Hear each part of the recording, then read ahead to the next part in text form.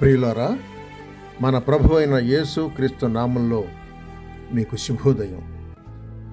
ఆయనను గూర్చి అనుదిన ఆత్మీయ ఆహారం, నవంబర్ 14 శుక్రవారం.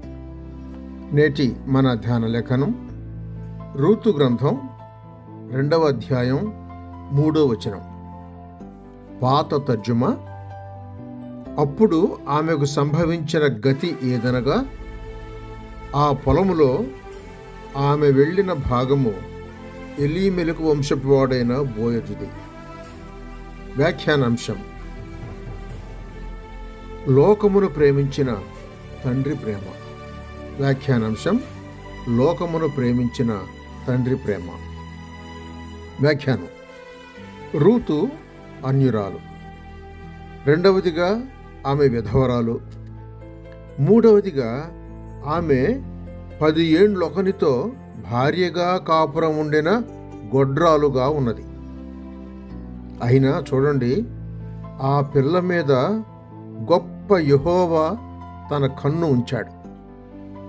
ఎన్నో పొలాలున్నాయి. 10 లేక 100 పొలాలలో అలనాడు రూతు వెళ్ళి పరిగే ఏరుకొనవచ్చు.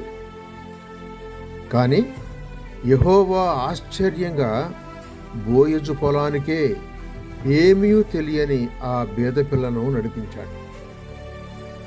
నేలను పడు ప్రతి పిచ్చుక తండ్రి సెలవులో ఉండగా, విధవరాలైన రూతు ఆ గొప్ప ప్రేమపూరితమైన కన్నులు గల తండ్రి గమనంలో ఉండలేదని ఇట్లనగలం.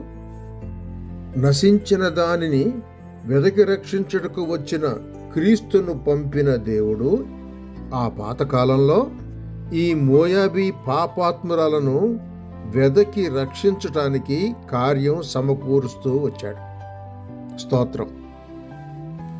నన్ను పంపిన తండ్రి వానిని ఆకర్షించితేనే కాని ఎవడనూ నా యొద్దకు రాలేడు అని యోహాను సువార్త 6వ అధ్యాయం 44వ వచనంలో రాసిన వాక్యం దీని అనుబంధం.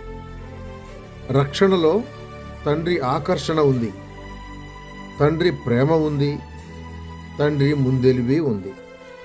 కనుక అపొస్తలుల కార్యముల గ్రంథం 13వ అధ్యాయం 48వ వచనంలో నిర్ణయించిన వారే నమ్మిరి అని ఉన్నది. నీవు దేవుని ఏర్పాటులో లేవా? లోకమును ప్రేమించిన దేవుడు నిన్ను ప్రేమిస్తున్నాడు. ఆయన యొద్దకు రండి. సహోదరుడు సైలస్ ఫాక్స్. శుభములతో వందనాలు.